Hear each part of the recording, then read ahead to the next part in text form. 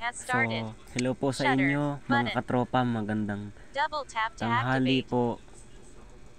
Ngayon, i-review muna natin itong lumang electric pan ko na nandito sa aking kanan.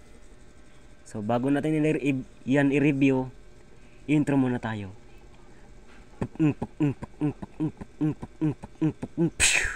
So, ngayon, ito, papatayin ko muna siya. Papatayin ko muna itong electric pan na luma. So, itong electric pan na pala ito, itong electric pan ko na pala is galing pa siya ng Hong Kong, dala to ng mama ko. October 2023 inuwi niya to. Itong electric pan na to is October 3 or October lang. October niya inuwi ito 2023. Inassemble ko siya nung inuwi niya to dito.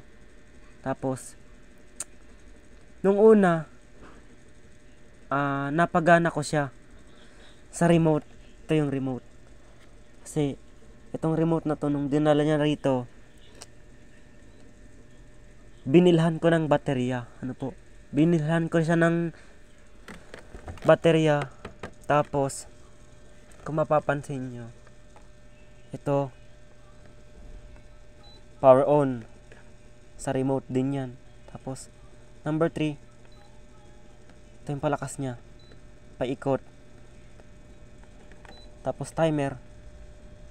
So itong electric pan na to is matagal na sa akin, mag-ilang buwan na nasa akin ito. Makikita nyo, mabagal umikot, di ba? Mabagal. Pero yung ikot ng LSC niya medyo mabilis. So ang plano ko dito, ipaparewind ko na lang sa ibang araw.